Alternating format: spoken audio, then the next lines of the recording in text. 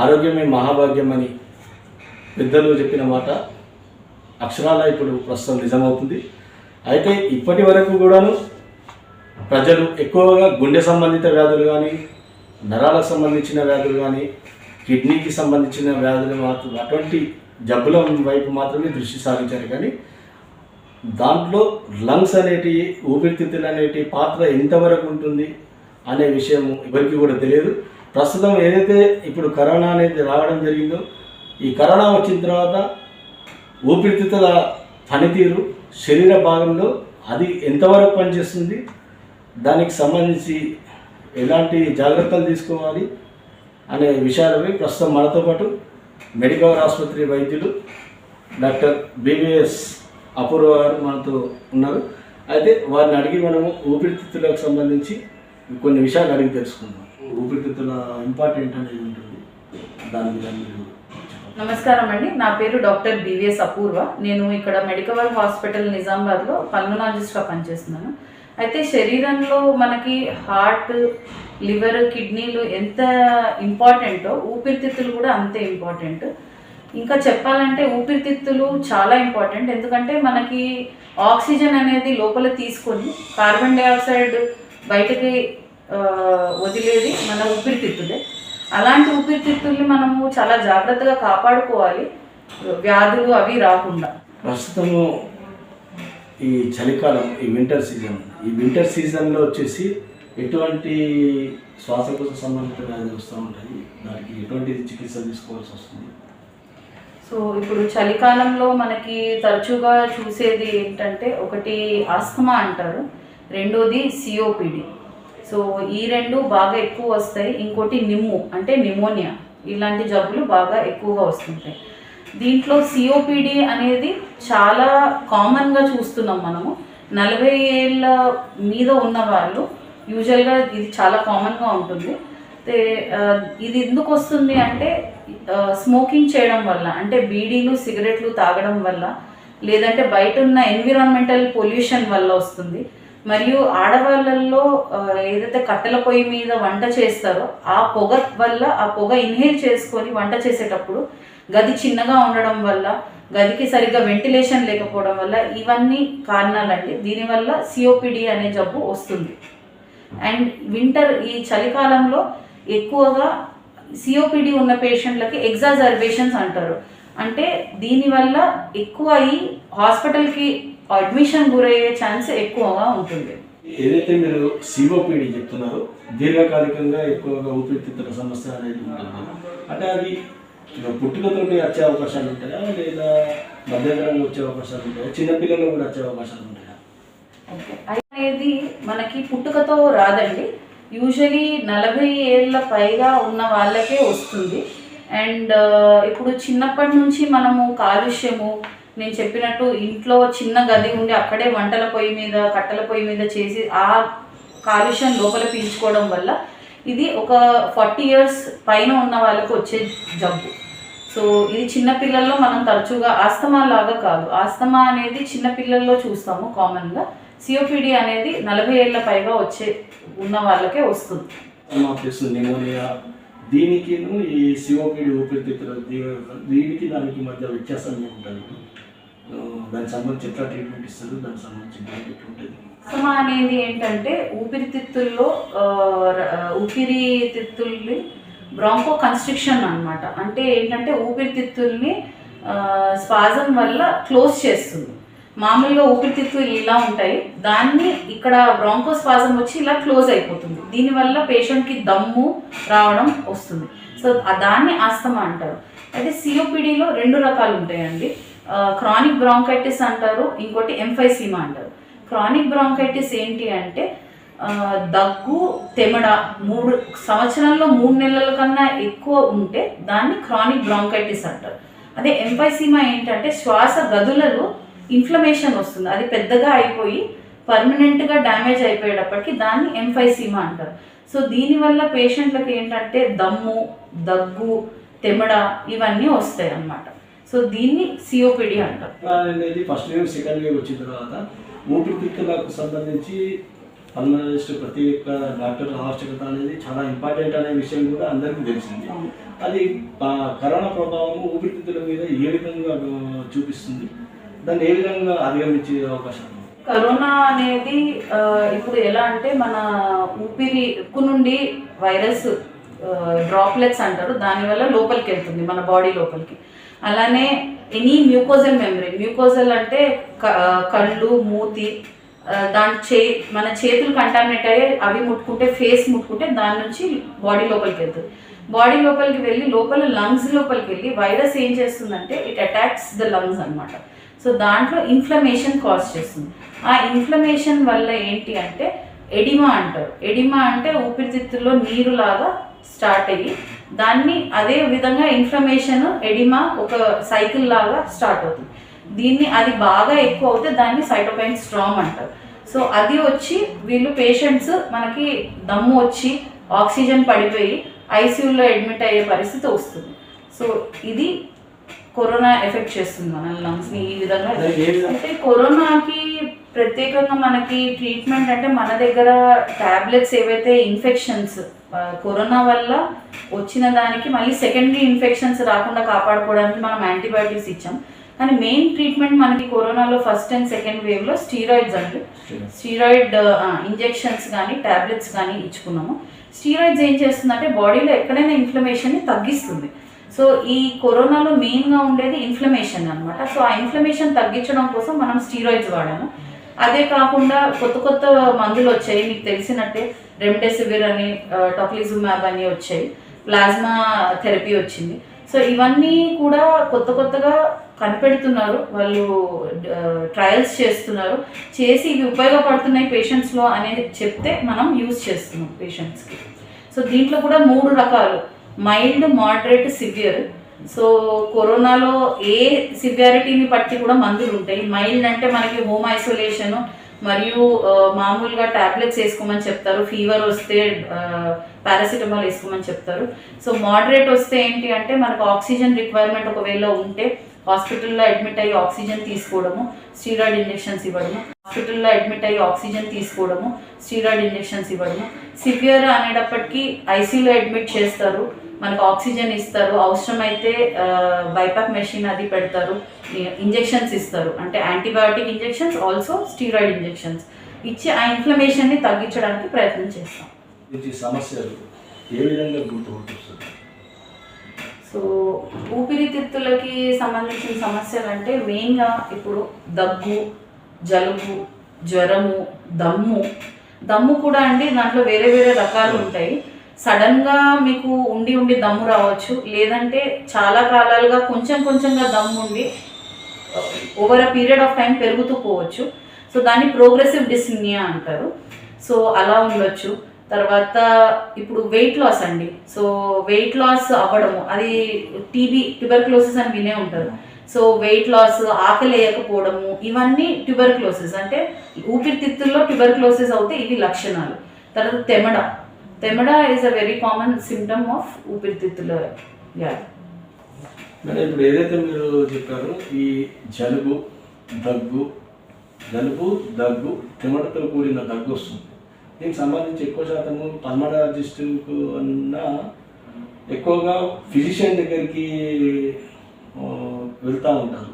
ఎందుకంటే అది చాలా ఒక విధంగా అయితే డేంజరస్. కానీ ఫిజిషియన్ దగ్గరికి ఎందుకు అప్రోచ్ అవుతారు అంటే పబ్లిక్ ప్రజలకు తెలియక వెళ్తారు. దాని మీద మీ పల్మనాలజిస్ట్గా మీరు చెప్పారు. సో ఇప్పుడు మనకి కరోనా వచ్చే ముందు యాక్చువల్లీ పల్మనాలజిస్ట్ వచ్చేసి ఇది కరోనా టైంలో అనేది వచ్చి అట్లా అంటారు. కానీ యాక్చువల్లీ ఇది కొన్ని సంవత్సరాల నుంచి కూడా కామన్ ప్రజలకు అనేది ఈ విషయం తెలియదు. యాక్చువల్లీ తెలియదు. జలుబు దగ్గు తెమడతో కూడుకున్న వాళ్ళకు జనరల్ ఫిజిషియన్ దగ్గరికి వెళ్ళిపోతే సరిపోతుంది అని ఉంటుంది. ఊపిరితిత్తులకు సంబంధించి కానీ కాదు, దానికి ఎలాంటి సందేశం ఇస్తుంది?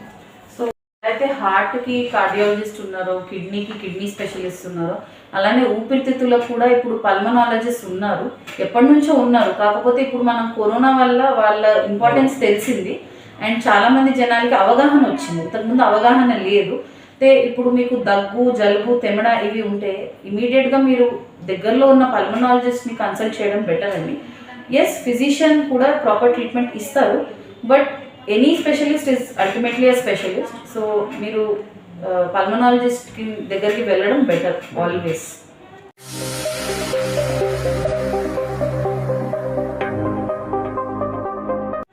ఊపిరితిత్తుల్లో ఎక్కువ వచ్చే సమస్యలు ఏమిటి? ఎక్కువ ఊపిరితిత్తుల్లో వచ్చే సమస్యలు వ్యాధులు సంబంధించి. సో ఊపిరితిత్తుల్లో మనకి ఆస్తమా, సిఓపిడి, తర్వాత టీబీ, తర్వాత ఓఎస్ఏ అంటారండి. అంటే మీరు ఇప్పుడు పడుకునేటప్పుడు గురక పెడతారు కదా, సో అది కూడా ఊపిరితిత్తులకి సంబంధించిందే ఒక రకంగా. సో దాన్ని ఆబ్స్ట్రక్టివ్ స్లీప్ అప్నియా అంటారు. తర్వాత మనకు వచ్చేసి ఐఎల్డీస్ అని ఉంటాయి, ఇంటర్స్టిషియల్ లంగ్ డిసీజ్. అంటే ఊపిరితిత్తుల్లో కింద భాగంలో గట్టి పడిపోతాయి. సో అది దేనివల్ల అంటే మన ఆక్యుపేషన్ వల్ల కానీ, కోల్ మైన్స్లో పనిచేసే వాళ్ళు కానివ్వండి, దానివల్ల అది ఇన్హేల్ చేసుకొని ఓవర్ పీరియడ్ ఆఫ్ టైం ఊపిరితిత్తులు కింద భాగంలో గట్టి పడిపోతాయి. సో దాన్ని ఇంటర్స్టిషియల్ లంగ్ డిసీజ్ అంటారు. సో ఇవన్నీ కూడా ఊపిరితిత్తులకి సంబంధించినవి. సో వీటిల్లో ఏమైనా ప్రాబ్లం ఉన్నా మీరు పల్మనాలజిస్ట్ దగ్గరలో ఉన్న పల్మనాలజిస్ట్ కన్సల్ట్ చేయవచ్చు. ప్రస్తుతం అయితే ఈ కరోనా విపత్కర సమయంలో కొద్దిగా దగ్గు వచ్చినా కానీ ఆటోమేటిక్గా అడ్మిట్ కావడము, అది ఎంతవరకు ఊపిరితిత్తుల మీద ప్రభావం చూసి చాలామంది కూడా దమ్ము అనేది ఎక్కువ వస్తున్నది. ఎందుకోసం అక్కడ దమ్ము అనేది, లంగ్స్లో దమ్ము అనేది ఎందుకు జరుగుతుంది, దానికి రీజన్స్ కారణాలు వచ్చింది. సో ఇప్పుడు కోవిడ్ తర్వాత పోస్ట్ కోవిడ్ సీక్వెలే అంటారండి. సో కరోనా వచ్చి మీకు తగ్గిపోయిన తర్వాత కొంతమందిలో ఏంటంటే ఇప్పుడు నేను చెప్పినట్టు ఐఎల్డి లాగా, సో కొంతమంది పేషెంట్స్కి కింద భాగం ఊపిరితిత్తుల్లో గట్టిపడిపోతుంది. గట్టిపడిపోవడం వల్ల ఊపిరితిత్తుల మొత్తం కెపాసిటీ యూజ్ చేసుకోలేకపోవడం వల్ల కొంచెం దూరం నడిచినా దమ్ము రావడము, ఆయాసం రావడము, నడవలేకపోవడం, ఇవన్నీ జరుగుతున్నాయి. సో ఇలాంటి ప్రాబ్లం ఉన్నప్పుడు ఒకసారి వెళ్ళి డాక్టర్ దగ్గరికి వెళ్ళి, పల్మనాలజిస్ట్ దగ్గరికి వెళ్ళి మీరు సిటీ స్కాన్ అది తీయించుకుంటే బెటర్గా మనకు తెలుస్తుంది. ఇంకొకటి ఏంటంటే పల్మనరీ ఫంక్షన్ టెస్ట్ అని ఒకటి ఉంటుంది, స్పైరోమీటర్ అంటారు. సో ఆ టెస్ట్లో ఏంటంటే మీ ఊపిరితిత్తుల లంగ్ కెపాసిటీ చెప్తుంది and severity of the disease చెప్తుంది. అంటే మీ డిసీజ్ ఎంత సివియర్గా ఉందో చెప్తుంది. సో అది చేసుకుంటే మనకేంటంటే ఎలాంటి మందులు వాడాలి, ట్యాబ్లెట్లు వాడాలా, ఇన్హేలర్ వాడాలా తెలుస్తుంది. ఏదైతే మనము పేషెంట్ ట్రీట్మెంట్ ఇచ్చినప్పుడు అసలు నడవకుండా బెడ్ మీద ఉంచి ఒక 4 రోజుల పాటు ట్రీట్మెంట్ ఇచ్చారు. ఆ అవసరం ఎందుకు వచ్చింది? అంటే నడవడం వల్ల ఊపిరితిత్తుల మీద ప్రభావం చూపుతుందా? సో ఇప్పుడు కరోనాలో ఏంటంటే ఆక్సిజన్ అనేది తగ్గిపోతుంది. సో వైరస్ బాడీని అటాక్ చేయడం వల్ల ఊపిరితిత్తులు సరిగా పనిచేయకపోవడం వల్ల సో ఆక్సిజన్ సాచురేషన్ అనేది పడిపోతుంది. సో ఇప్పుడు పేషెంట్ ఒకవేళ నడిస్తే ఏమవుతుందంటే ఉన్న ఆక్సిజన్ సాచురేషన్ ఇంకా పడిపోతుంది అనమాట. సో దానివల్ల పేషెంట్కి దమ్ము వచ్చి సడన్గా ఏదన్నా ప్రాబ్లం వచ్చే ఛాన్స్ ఉంటుంది. అందుకని మేము పేషెంట్లని నడవకుండా ప్రివెంట్ చేస్తాం. ఇంకొకటి ఏంటంటే చాలా మటుకు పేషెంట్స్ అడ్మిట్ అయిన పేషెంట్స్ ఆక్సిజన్ మీద ఉంటారండి. సో ఆక్సిజన్ రిక్వైర్మెంట్ ఉన్న పేషెంట్స్ యూజువల్లీ ఆక్సిజన్ లేకుండా బాత్రూమ్ వరకు అక్కడ వెళ్ళి పడిపోయే ఛాన్స్ ఎక్కువ ఉంటుంది. సో అది ప్రివెంట్ చేయడానికి మనము పేషెంట్లని బెడ్ మీద ఉంచుతాము, ఆక్సిజన్ ప్రొవైడ్ చేస్తాం. అదే మీరు నార్మల్ మైల్డ్ కేసెస్ తీసుకోండి, మైల్డ్ కేసెస్లో ఏంటంటే ఆక్సిజన్ సాచురేషన్ నార్మల్ ఉంటుంది. సో అలాంటి పేషెంట్స్ యాక్చువల్లీ నడిస్తే మంచిది. సో వాళ్ళని మేము నడవమని చెప్తాం. అదే మోడరేట్ సివియర్ పేషెంట్స్ ఎవరైతే హాస్పిటల్లో ఉన్నారో వాళ్ళకి ఆక్సిజన్ వెళ్తుందో వాళ్ళని మేము ప్రివెంట్ చేస్తాం.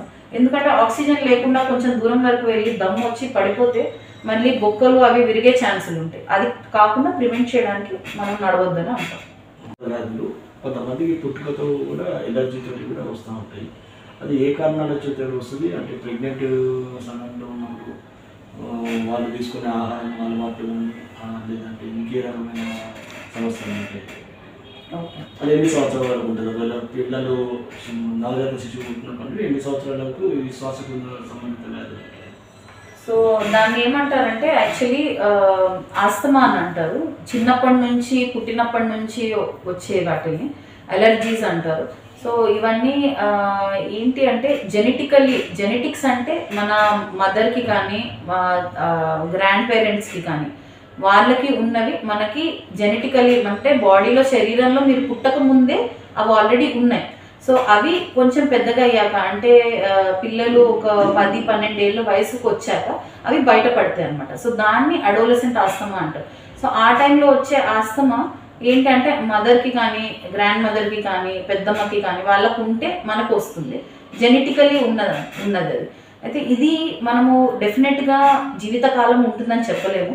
కొంతమంది పేషెంట్స్కి యంగ్ ఏజ్లో ఉండి ఒక 30 వచ్చిన తర్వాత మెల్లగా తగ్గిపోతుంది, కొంతమందికి జీవితకాలం ఎఫెక్ట్ ఉంటుంది.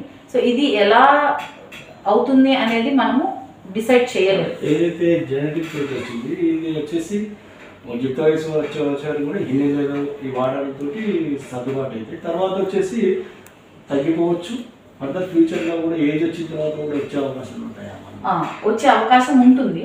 అయితే వీటికి ఆస్తమా అనే దానికి ఇన్హేలర్సే మెయిన్ మెడికేషన్. ఇప్పుడు చాలామందికి అవగాహన లేదు ఇన్హేలరే మందు అని. ఇప్పుడు మనకి బ్లడ్లో రక్తంలో ఏమైనా ఇన్ఫెక్షన్ ఉంటే లేకపోతే హార్ట్లో ఏమైనా ప్రాబ్లం ఉంటే మనం ట్యాబ్లెట్ వేసుకుంటాం. ఆ ట్యాబ్లెట్ ఏంటంటే పొట్టలో డిజాల్వ్ అయ్యి బ్లడ్ లోపలికి వెళ్తుంది, దానిలో ఉన్న డ్రగ్ బ్లడ్ లోపలికి వెళ్ళి బ్లడ్ నుంచి పనిచేస్తుంది. కానీ ఊపిరితిత్తులకి అలా కాదు. సో ఊపిరితిత్తులకి మనం మందు ఏమి ఇస్తాము, ట్యాబ్లెట్లు ఇస్తే బ్లడ్ నుంచి ఊపిరితిత్తులకి వెళ్ళి పనిచేయదు. సో మనం ఇవ్వాల్సింది ఏంటంటే ఇన్హేలర్ రూపంలో శ్వాస పీల్చుకుంటాం కాబట్టి అలానే శ్వాస రూపంలోనే మనము ఇన్హేలర్ ఇస్తాం. ఇన్హేలర్ ఏ విధంగా పనిచేస్తుంది? సో ఇన్హేలర్ అనేది లోపల క్యానిస్టర్ ఉంటుందండి, దాంట్లో లోపల మందు ఉంటుంది. అది ఇలా ప్రెస్ చేయగానే మనం లోపల ఊపిరి పీల్చుకోగానే లోపల డైరెక్ట్గా ఊపిరితిత్తులకి వెళ్ళి ఊపిరితిత్తుల్ని బ్రాంకో డైలేషన్ చేస్తుంది. ఇప్పుడు ఊపిరితిత్తులు ఈ ఆస్తమా సిఓపిడి వ్యాధుల్లో బ్రాంకో కన్స్ట్రిక్షన్ అవుతుంది అనమాట. అంటే ఊపిరితిత్తులు ఇలా ఉన్న ఊపిరితిత్తులు మూసుకుపోతాయి, దీనివల్ల శ్వాసలో ఇబ్బంది అవుతుంది పేషెంట్లకి. అది వెళ్ళి ఏం చేస్తుందంటే ఇలా ఉన్న ఊపిరితిత్తుల్ని ఓపెన్ చేస్తాయి, broncho dilatation. So broncho dilatation చేయడం వల్ల ఊపిరి మంచిగా అందుతుంది మీకు. సో ఈ డైలటేషన్ సో బ్రాంకో డైలటేషన్ చేయడం వల్ల ఊపిరి మంచిగా అందుతుంది మీకు. సో ఈ ఆస్తమా సిఓపిడిలకి మెయిన్ స్టే ఆఫ్ ట్రీట్మెంట్ మనకి ఇప్పుడు ప్రధానంగా ఇన్హేలర్సే అండి. అయితే ఇది మనకి పేషెంట్లకు అవగాహన లేదు, చాలామంది ఇవి అడిక్టివ్ అనుకుంటారు, అంటే అలవాటు పడిపోతాం అనుకుంటారు, తర్వాత ఇది తీసుకుంటే ఎగతాళి చేస్తారు చాలామంది. సో ఇవన్నీ తప్పు. మనకి పేషెంట్లకి చెప్పాల్సింది ఏంటంటే ఇది మీరు బీపీకి షుగర్కి టాబ్లెట్లు వేసుకుంటారు, అలానే ఇది కూడా ఆస్తమా సిఓపిడికి టాబ్లెట్ లాంటిది. సో మీరు ఏదైతే జీవితకాలం బీపీ షుగర్కి టాబ్లెట్ వాడతారో ఇది కూడా ఆస్తమా సిఓపిడికి ఇన్హేలర్ ట్రీట్మెంట్. సో దాంతో అలవాటు పడిపోవడం అనేది ఉండదు. అండ్ ట్రీట్మెంట్ డోస్ డిపెండెంట్ ఉంటుంది. అంటే ఇప్పుడు మనము మీకు ఉన్న వ్యాధికి ఎంత సివియారిటీ ఉందో మనకి పల్మనరీ ఫంక్షన్ టెస్ట్లో తెలుస్తుంది, దాని ప్రకారంగా మనం డోస్ ఇస్తాం. అదే ఒకవేళ మీ వ్యాధి సివియారిటీ తగ్గితే ఆ డోస్ కూడా మీ డాక్టర్ తగ్గిస్తారు. సో దాని ప్రకారంగా ఉంటుంది. అండ్ ఆస్తమాకి ఎలా అంటే చలికాలంలోనే మాత్రమే యూజువల్లీ ఇస్తారండి ఇన్హేలర్స్.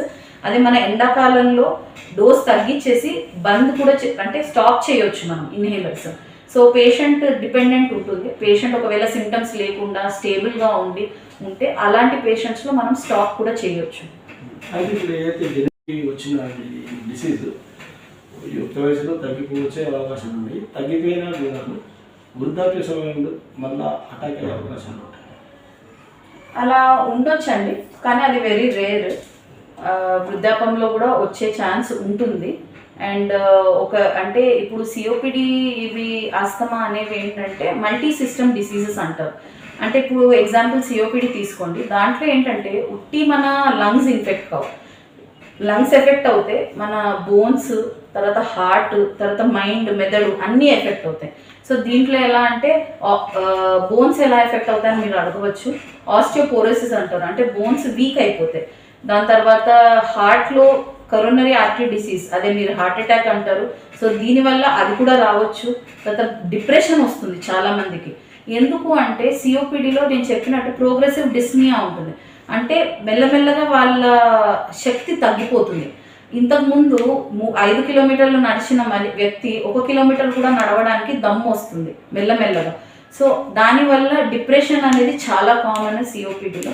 సో ఇలా ఈ diseases, lung diseases not only ఊపిరితిత్తులు, మిగతా బాడీలో ఉన్న ఆర్గన్స్ని కూడా ఎఫెక్ట్ చేస్తాయి.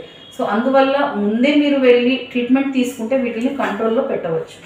చిన్నపిల్లల్లో ఎక్కువగా న్యూమోనియా, ఆస్తమా, బయటగా దమ్ము, పక్క సెల్ఫ్లు ఎగరేస్తున్నారు అంటారు.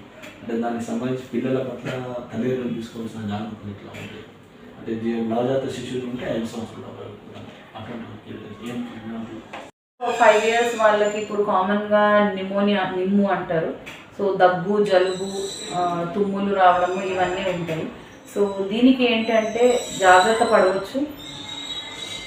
అండ్ ఇప్పుడు పేరెంట్స్ ఉంటారు.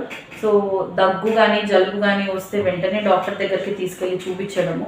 తర్వాత చలికాలంలో ఇప్పుడు మనకి ఇంట్లో విండోస్, బెడ్రూమ్లో విండోస్ సాయంత్రం చలికాలంలో 7 తర్వాత మూయడం. ఎందుకంటే చల్లగాలిలో పోలెన్స్ అని ఉంటాయండి. సో అవి మన కంటికి కనిపించవు. ఆ పోలెన్స్ ఆ చల్లగాలి వల్ల ఇంట్లోపలికి వచ్చి మనం ఊపిరి తీసుకున్నప్పుడు ఊపిరితిత్తుల లోపలికి వెళ్ళి సో ఉన్న అలర్జీని, ఉన్న ఆస్తమాని ప్రెసిపిటేట్ చేసే ఛాన్స్ ఉంటుంది. తర్వాత పిల్లలని ఇప్పుడు ఆడుకునేటప్పుడు మాస్క్ వేసుకోమనడము, తర్వాత చేతులు కడుక్కోవడము ఫ్రీక్వెంట్గా. సో ఇవన్నీ జాగ్రత్తలు వహిస్తే సరిపోతుంది.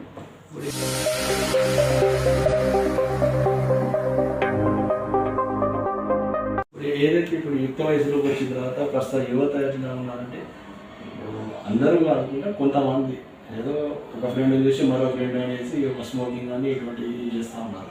అది లంగ్స్ మీద ఏ విధంగా ప్రభావం చూపుతుంది వాళ్ళు? సో ఇప్పుడు పియర్ ప్రెషర్ అని ఒకటి ఉంటుంది. అంటే ఒకళ్ళు చేస్తే ఇంకోళ్ళు చేయాలి అని యూజువలీ యుక్త వయసులో ఉన్న వాళ్ళకి ఇది చాలా కామన్. సో స్మోకింగ్ అనేది చాలా హానికరం అండి. మనం ఎక్కడ చూసినా ఏ సినిమాకి వెళ్ళినా first smoking and drinking is injurious to health అని చెప్తారు. So this is actually very serious. ఇది మీరు చాలా సీరియస్గా తీసుకోవాల్సిన విషయం. ఎందుకు అంటే స్మోకింగ్ అనేది సిఓపిడీనే కాదండి, మెయిన్గా క్యాన్సర్ కాజ్ చేస్తుంది. So lung cancer most common cause అనేది స్మోకింగే. అండ్ హార్ట్ అటాక్ తర్వాత second most common cause of death, అంటే చనిపోవడానికి సెకండ్ మోస్ట్ కామన్ కాజ్ ఊపిరితిత్తుల డిసీజే అండి. దాంట్లో స్మోకింగ్ వల్ల మెయిన్గా ఈ లంగ్ క్యాన్సర్స్, సిఓపిడీలు వస్తాయి. అయితే మీరు అనొచ్చు సిఓపిడి వల్ల ఏమవుతుంది, ఇన్హేలర్ తీసుకుంటే కంట్రోల్లో ఉంటుంది అని అడగవచ్చు.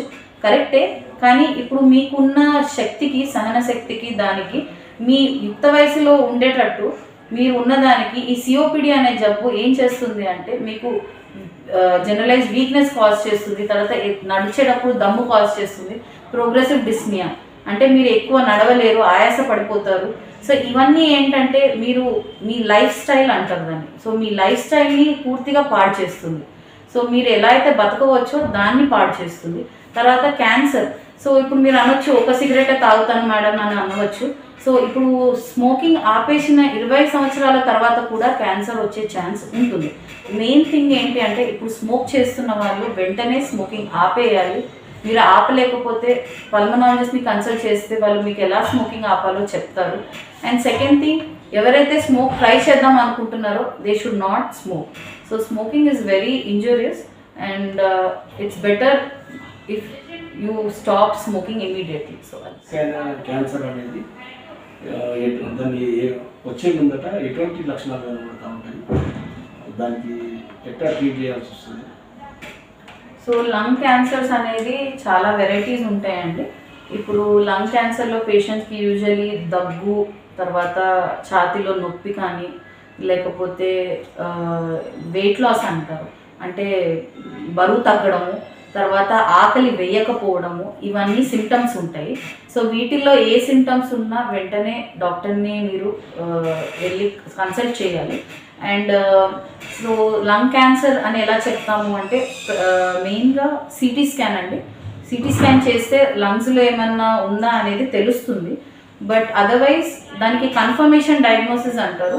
అంటే ఖచ్చితంగా క్యాన్సరే అని ఎలా చెప్తాము అంటే బయాప్సీ తీసుకుంటారు. సో సిటీ స్కాన్లో వెళ్ళి కానీ బయాప్సీ కానీ, లేకపోతే ముక్కులోంచి ఒక చిన్న ట్యూబ్ వేస్తారు, బ్రాంకోస్కోపీ అంటారు. So bronchoscopic guided biopsy.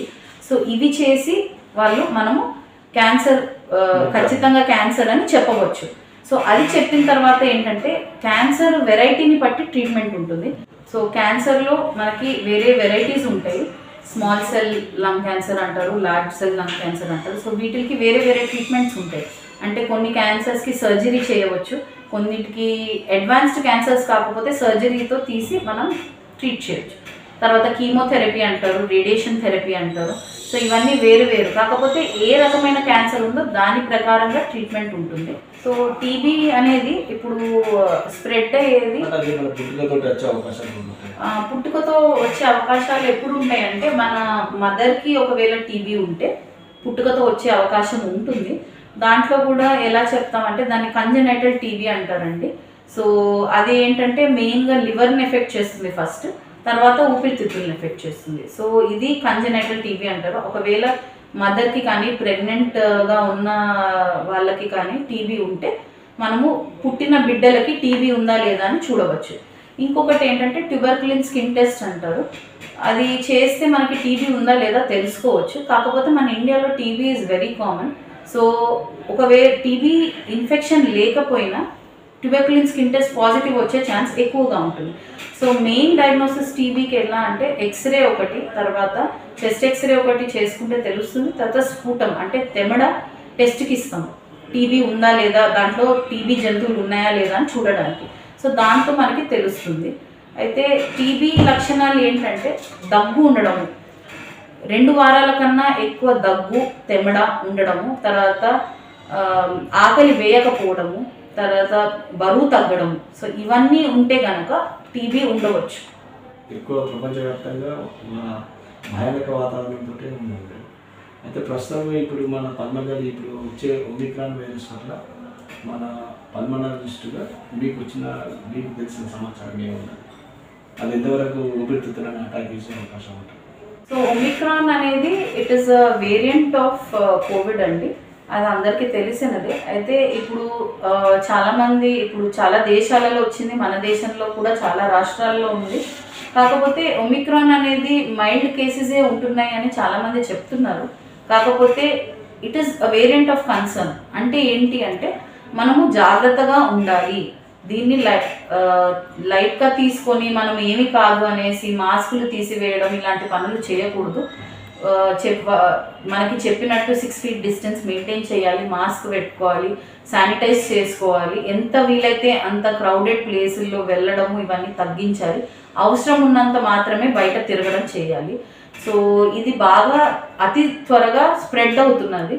మామూలు వేరే కోవిడ్ వేరియంట్స్ కన్నా కూడా స్ప్రెడ్ కెపాసిటీ ఎక్కువ ఉంది. సో మనకి తొందరగా వచ్చే ఛాన్స్ ఉంది. అంటే మనము ఒమిక్రాన్ పేషెంట్తో కాసేపు దగ్గరలో నించొని ఉన్నా కూడా వచ్చే ఛాన్స్ ఉంటుంది. కాబట్టి మనం జాగ్రత్త అయితే వహించాలి. అండ్ ఇప్పుడు సివియర్ కేసెస్ లేకపోయినా తర్వాత ఏం జరుగుతుంది అనేది మనం చెప్పలేము. సో ఇది మైల్డే కదా అని బయట తిరగడము, మాస్కులు పెట్టుకోకపోవడం ఇలాంటి పనులు చేయకూడదు. సో ఇది మనకు వచ్చేసి ఇప్పుడు ఒమిక్రాన్ వైరస్ అనేది హెల్త్ డైరెక్టర్ నుంచి కూడా మనకు వచ్చిన గైడ్లైన్స్ ప్లస్ బయట జరుగుతున్న ట్రీట్మెంట్, ఇప్పటికీ ఒమిక్రాన్ వ్యాప్తి చెందిన దేశాల్లో ఏ విధమైన ట్రీట్మెంట్ అందిస్తుందో దాంట్లో వాళ్ళకి సంబంధించి ఏ విధమైన ట్రీట్మెంట్ ఇస్తున్నారు, దానికి సంబంధించి. సో మైల్డ్, మోడరేట్, సివియర్ అని నేను ఇంతకుముందు చెప్పినట్టే చేస్తున్నారండి డివిజన్. అయితే మైల్డ్ పేషెంట్స్, మోడరేట్, సివియర్ దాంట్లో ఇంజెక్షన్స్, యాంటీబయోటిక్స్, మనం ట్యాబ్లెట్స్ ఇస్తున్నాము, స్టీరాయిడ్ ఇంజెక్షన్స్ ఇస్తున్నాము. ఇంకొకటి ఏంటంటే కొత్తగా యాంటీబాడీ కాక్టైల్ అని ఒకటి వచ్చింది. సో అది కూడా మైల్డ్ అండ్ మోడరేట్ పేషెంట్స్కి ఇస్తున్నాము. ఎవరికైతే ఆక్సిజన్ తక్కువ లేదో ఆ పేషెంట్స్లో వాడుతున్నారు. సో ప్రస్తుతానికి రిజల్ట్స్ అయితే మంచిగా ఉన్నాయి, పేషెంట్స్ బయటపడుతున్నారు. But this is information till now. తర్వాత ఏం జరుగుతుంది అనేది మనం చెప్పలేము. ఇంకో విషయము కామన్గా వచ్చేసి ఊపిరితిత్తులు శ్వాస తీసుకోవడం అనేది క్యాజువల్గా నిమోనియా అనే కాకుండా యుక్త వయసు ఉన్న వాళ్ళకి కూడా ఈ నైట్ పడుకునేటప్పుడు ఈ నర్వ్ నార్మ్స్ వాల్వ్స్ అనేది శ్వాస పీల్చుకోలేక ఉబ్బసము, శ్వాస తీసుకోవడానికి ఇబ్బంది అవుతూ ఉంటుంది అనే విషయం ఉంటుంది, ఎలర్జీ టైప్ వస్తూ ఉంటుంది. అది ఎందుకు వస్తుంది? సో అది అనేది ఏంటి అంటే ఇప్పుడు మనము శ్వాస అనేది మెయిన్లీ మన చుట్టూ ఉండే గాలి వల్ల అండి. సో ఆ గాలి ఎప్పుడైతే పీల్చుకుంటున్నామో ఆ గాలిలో ఉండే డస్ట్ కానీ పోలెన్ అని ఇందాక చెప్పాను, అవి లోపల వెళ్ళి ఆల్రెడీ ఒక ప్రీ డిస్పోజ్డ్ ఇండివిజువల్ అంటే లోపల బాడీలో తనకి జెనెటికల్లీ ఎలర్జీ ఉండే మనిషికి అలాంటి గాలి కానీ లేకపోతే పోలెన్స్ కానీ ఇప్పుడు దుమ్ము దులుపుతారు, దివాళీ దసరాకి మనము దుమ్ము దులిపి క్లీనింగ్ చేస్తాం. సో ఆ డస్ట్ కానీ లోపల పీల్చుకుంటే అది వెళ్ళి ఊపిరితిత్తుల్లో ఇన్ఫ్లమేషన్ కాజ్ చేస్తుంది. సో ఇన్ఫ్లమేషన్ వల్ల ఏంటంటే దమ్ము తీసుకోవడానికి కష్టంగా అవుతుంది, వాళ్ళకి శ్వాస రాదు. తర్వాత పిల్లి కూతలు అంటారు. సో దానివల్ల పిల్లి కూతలు వినిపిస్తాయి పేషెంట్కి. So this is called early stages of asthma అన్నమాట. సో ఎలర్జీ ఉన్న పేషెంట్స్కి వీటి వల్ల తొందరగా ఆస్తమా వచ్చే ఛాన్స్ కూడా ఉంటుంది. సో అది దానివల్ల అండి. ఈ అధిక బరువు అనేది కూడా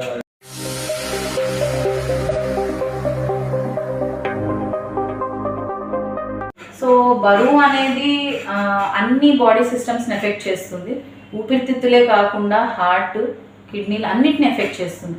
సో లంగ్స్ని ఎలా ఎఫెక్ట్ చేస్తుంది అంటే ఇప్పుడు బరువు ఎక్కువ ఉన్న వాళ్ళలో ఓఎస్ఏ అంటారు, ఆబ్స్ట్రక్టివ్ స్లీప్ యాప్నియా.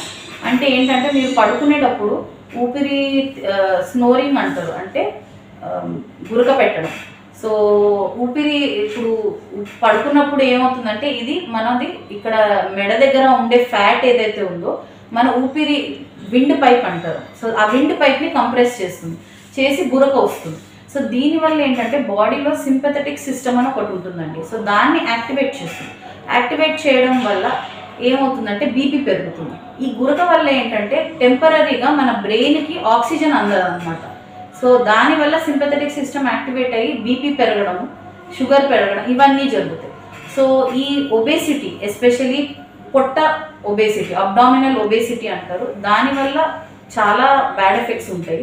సో దీనికి మీరు వాకింగ్ చేయడము, ఎక్సర్సైజ్ చేయడము, తర్వాత ఫుడ్లో డయట్లో చేంజెస్ మార్పులు చేయడము, రైస్ తగ్గించి చపాతీలు అలా తినడము. సో అవన్నీ మార్పులు చేసుకుంటే ఈ ఒబేసిటీని తగ్గించుకోవచ్చు. దానివల్ల వచ్చే కాంప్లికేషన్స్ని కూడా ప్రివెంట్ చేసుకోవచ్చు. ఇంకోటి ఈ మధ్యకాలం అంటే గతంలో మెడికల్ ఫీల్డ్లో వైద్యులుగా మీకు ఐడియా ఉంటుంది కూడా, ఏదైతే కరోనా సమయంలో వచ్చినప్పుడు పేషెంట్లు హాస్పిటల్లో అడ్మిట్ ఉన్నప్పుడు వాళ్ళకి శ్వాస తీసుకోవడానికి వచ్చేసి ఉబ్బసం అనేది చాలా ఎఫెక్ట్ ఉంటుంది. వాళ్ళకి ఎక్కువ శాతం ఏం చేశారంటే బోర్లు పడుకొని ఉందండి, దాంతో ఇక్కడికి వెళ్ళి వాళ్ళకి శ్వాస అది ఏ విధంగా లంగ్స్ మీద శ్వాస తీసుకోవడానికి ఏ విధంగా సపోర్ట్ అవుతుంది, ఎందుకోసం అంతా గైడ్ చేయడానికి కారణం. సో ప్రోన్ వెంటిలేషన్ అనేది ఇప్పుడు కోవిడ్ ముందే కోవిడ్ అప్పుడే కాదండి, ముందు కూడా ఉంది. ఎవరికి ఈ విషయం అవగాహన లేదు. ప్రోన్ వెంటిలేషన్ అంటే ఏంటంటే బోర్లో పడుకోవడం వల్ల. సో మనం స్ట్రైట్గా పడుకుంటే ఏంటంటే ఊపిరితిత్తులలో కింద భాగంలో ఆక్సిజన్ సరిగ్గా వెళ్ళదు. అదే మనం బోర్లో పడుకుంటే ఏంటంటే మొత్తం లంగ్స్లో ఆక్సిజన్ కరెక్ట్గా వెళ్తుంది అనమాట. సో దానివల్ల ఏమవుతుందంటే దమ్ము అనేది రాదు. తర్వాత ఆక్సిజన్ పేషెంట్కి సిమ్టమాటికలీ రిలీఫ్ ఉంటుంది. తర్వాత పిఎఫ్ రేషియో అంటారు. సో దాంట్లో కూడా ఇంప్రూవ్మెంట్స్ చూసాం మేము. సో పిఎఫ్ రేషియో అంటే మన ఏబీజీ తీస్తారు. సో పిహెచ్ ఇంకా FiO2 అంటారు, అంటే ఎంత శాతం ఆక్సిజన్ మనము పేషెంట్కి ఇస్తున్నామో దానికి ఇంకా బాడీలో పిహెచ్ ఎంత ఉందో దాని రేషియోని బట్టి సివియారిటీ చెప్తాం మనం, కరోనా సివియారిటీ చెప్తాం. సో దాంట్లో కూడా ఇంప్రూవ్మెంట్ ఉంది. సో ఏంటి అంటే సీదా పడుకుంటే మన వీపు మీద పడుకుంటే హార్ట్ వల్ల దీనివల్ల కంప్రెస్ అయిపోయి వెనకున్న ఊపిరితిత్తులకి సరిగ్గా ఆక్సిజన్ వెళ్ళదు. అదే మనం బోర్లో పడుకుంటే హార్ట్ కిందకి వెళ్తుంది, లంగ్స్ పై. సో మొత్తం లంగ్స్ ఉన్న all areas of lungs are equally ventilated, అంటే ఆక్సిజన్ ఈక్వల్గా అన్ని ఏరియాస్లో వెళ్తుంది. సో దానివల్ల దమ్ము అనేది తగ్గుతుంది. వచ్చేసి ఇంకా వచ్చేసి మేడం ఈ ఊపిరితిత్తుల సమస్యలు వచ్చేసి లేడీస్లో ఏ విధంగా ఉంటాయి, వాళ్ళకి సంబంధించి అటువంటి ఊపిరితిత్తుల సమస్యలు బారిన పడ్డప్పుడు వాళ్ళకి కూడా ఎటువంటి లక్షణాలు కనబడుతుంటాయి, వాళ్ళకి ఎటువంటి డిసీజ్ బారిన పడే అవకాశాలు ఉంటాయి. సో ఆడవాళ్ళలో ఏంటంటే అండి ఇప్పుడు ఎలర్జీస్ అనేది చాలా కామన్. ఏదైతే ఆస్తమా ఉందో అది చాలా కామన్. ఎందుకు వస్తుంది అంటే యూజువలీ వాళ్ళే ఇంట్లో ఊడవడము, డస్ట్ ఇంట్లో దీపావళి దసరాకి కానీ ఏదైనా పండగలకి డస్టింగ్ చేయడం అవన్నీ వాళ్ళు చేస్తారు. సో ఆ డస్ట్ అనేది లోపల వెళ్ళి ఇన్ఫ్లమేషన్ కాజ్ చేసి ఊపిరితిత్తుల్లో ఆస్తమా కాజ్ చేసే ఇది ఎక్కువ ఉంటుంది. సో వాళ్ళకి మెయిన్లీ ఆస్తమా ఎలర్జీస్ వచ్చే ఛాన్స్ ఎక్కువగా ఉంటుంది. అండ్ ఇప్పుడు కొంతమందికి వంటగదిలో వంట చేసేటప్పుడు పోనీ వేయడం వల్ల దానివల్ల కూడా కష్టంగా ఉంటుంది. తర్వాత అగరబత్తులు ధూపాలు పెట్టడం వల్ల ఆ స్మోక్ వల్ల కూడా చాలామంది ఎఫెక్ట్ అవుతూ ఉంటారు. ఎందుకు అంటే ఇప్పుడు యూజువలీ ఉమెన్ ఎక్కువగా చేసే పనులు ఇవి. తర్వాత వాటర్లో ఉండి చేతులు కాళ్ళు ఎక్కువసేపు నీళ్ళలో తడవడం వల్ల, సో దీనివల్ల సిక్ అయ్యి ఇన్ఫెక్షన్లు అంటే న్యూమోనియాలు వచ్చే ఛాన్స్ ఎక్కువగా ఉంటుంది వాళ్ళకి. టబాకాయలు కూడా కలుస్తూ ఉంటారు. ఆ కాలుష్యం మీద ఏ విధంగా సో దీపావళి అనేది వన్స్ ఇన్ అన్ ఇయర్ అండి. సో అది దాన్ని పట్టుకొని కాలుష్యం దానివల్ల అని నేనైతే అనను. దీపావళి రోజున మనం కాల్చే టపాకాయల వల్ల వచ్చే కాలుష్యం కూడా ఒక పాసిబుల్ రీజన్. సో దానికి మనము తక్కువగా కొంచెం తక్కువ టపాకాయలు అవి కాల్చడము చేయడము, తర్వాత ఇంట్లో ఫ్యామిలీతో టైం స్పెండ్ చేయడం చేయవచ్చు. సో ఆ రోజు కాలుష్యం వల్ల కూడా ఎక్కువ ఊపిరితిత్తుల ప్రాబ్లమ్స్ వచ్చే ఛాన్స్ ఉంటుందండి. సో వృద్ధుల్లో ఏంటంటే అండి, ఇప్పుడు చిన్న జలుబు దగ్గు వచ్చినా కూడా అది న్యూమోనియా వరకు వెళ్ళే ఛాన్స్ ఎక్కువగా ఉంటుంది. ఎందుకంటే వాళ్ళ సహనశక్తి ఇమ్యూనిటీ తక్కువగా ఉంటుంది. సో ఇలాంటి పేషెంట్స్లో మనం మెయిన్గా వ్యాక్సినేషన్ ఇచ్చుకోవాలి. ఏ పేషెంట్ అయినా అబౌవ్ 60, ఎవరన్నా 60 అబౌవ్ ఉంటే వాళ్ళకి కరోనా వ్యాక్సిన్ లాగానే ఇన్ఫ్లుయెన్జా వ్యాక్సిన్స్ అని ఉంటాయి. సో అది ప్రతి సంవత్సరము తీసుకోవాలి. ప్రతి సంవత్సరం వేరే వేరే ఇన్ఫ్లుయెన్జా వ్యాక్సిన్స్ వస్తాయి. అదే కాకుండా న్యూమోకోకల్ వ్యాక్సిన్స్ అని ఉంటాయి. న్యూమోకోకల్ వ్యాక్సిన్ అనేది న్యూమోకోకల్ బ్యాక్టీరియా నుంచి కాపాడుతుంది. సో ఇది ఏంటంటే ఎక్కువగా వృద్ధుల్లో వచ్చేది. దాంట్లో కూడా 2 రకాలు ఉంటాయి, న్యూమోకోకల్ 13, న్యూమోకోకల్ 23 వ్యాక్సిన్స్ అని. ఈ న్యూమోకోకల్ 13 వ్యాక్సిన్ అనేది 65 ఏళ్ళ పైగా ఉన్న వాళ్ళలో జీవిత కాలంలో ఒకసారి తీసుకుంటే సరిపోతుంది. అదే న్యూమోకోకల్ 23 వ్యాక్సిన్ అనేది మాత్రం 5 సంవత్సరాలకు ఒకసారి తీసుకోవాలి. సో ఈ వ్యాక్సిన్స్ తీసుకుంటూ ఉంటే మెయిన్గా వృద్ధుల్లో ఇలా న్యూమోనియాలు, ఊపిరితిత్తుల ఇన్ఫెక్షన్లు రాకుండా మనం కాపాడుకోవచ్చు. ఏదైతే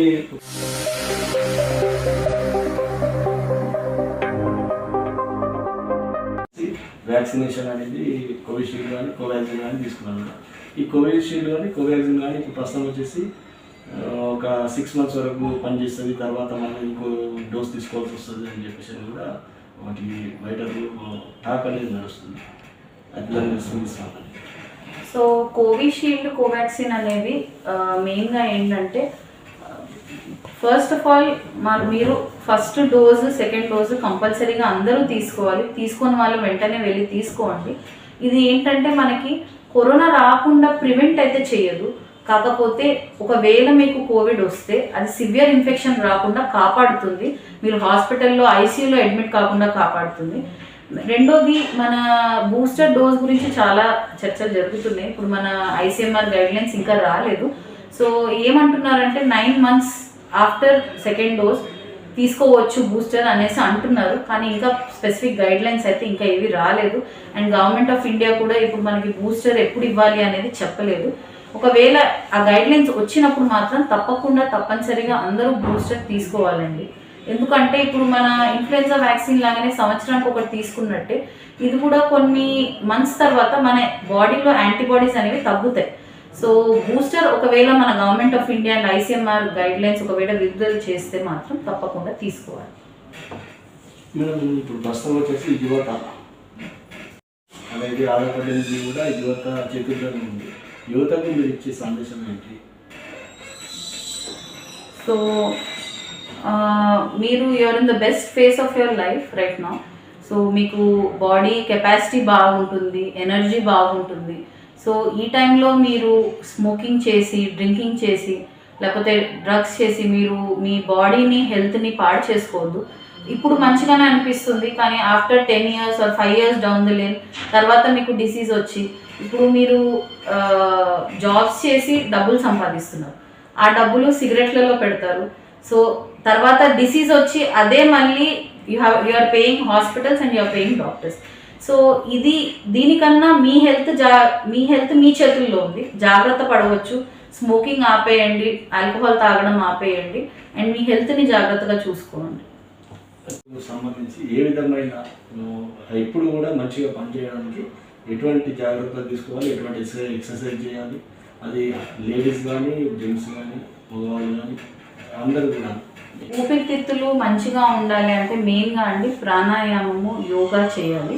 సో ప్రాణాయామం చేస్తే ఏంటి అంటే మన ఊపిరితిత్తులు కెపాసిటీ మంచిగా ఉంటుంది. ఇప్పుడు కరోనాలో కూడా మేము అందరికీ అడ్వైస్ చేసింది అదే, ప్రాణాయామము, యోగా, అనులోమ విలోమ అని ఇవన్నీ ఉంటాయి. అవి చేస్తూ ఉంటే ఊపిరితిత్తుల కెపాసిటీ ప్రాపర్గా ఉంటుంది. యంగ్ పీపులే కాదు, వృద్ధుల్లో కూడా ఈ ప్రాణాయామం, యోగా చేస్తే ఏంటంటే ఆడవాళ్ళల్లో, యుక్త వయసు అందరూ, ఆల్ ఏజ్ గ్రూప్స్ ప్రాణాయామము, యోగా చేస్తే ఏంటంటే మన ఊపిరితిత్తులు మంచిగా ఉంటాయి, బలంగా ఉంటాయి, స్ట్రాంగ్గా ఉంటాయి. ఇన్ఫెక్షన్స్ ఇవి రాకుండా కొంతవరకు కాపాడుతుంది. సో ఇవి మీరు చేస్తే మీ హెల్త్ మంచిగా ఉంటుంది. ఇప్పటివరకు మనతో పాటు డాక్టర్ పల్మనలిస్ట్ డివిఎస్ అపూర్వ గారు ఎంతో ఊపిరితిత్తుల ఆవశ్యకత, మానవ శరీరం బాగుండడానికి ఏ విధంగా కాపాడుకోవాలి, ఆ ఊపిరితిత్తులు అనేటివి కరోనాతో పాటు ప్రతి దాంట్లో పల్మనాలజిస్ట్ సంబంధించి ఎంత మట్టుకు అవసరం ఉంటుంది అనేది క్లుప్తంగా వివరించడం జరిగింది. దాన్ని తీసుకోవాల్సిన జాగ్రత్తలు కూడా మీకు తెలియపరచడం జరిగింది. దీన్ని ఒకసారి అందరూ కూడా పాటించి వారి వారి ఆరోగ్యాన్ని కాపాడుకోవాలని కోరుకుంటున్నాను.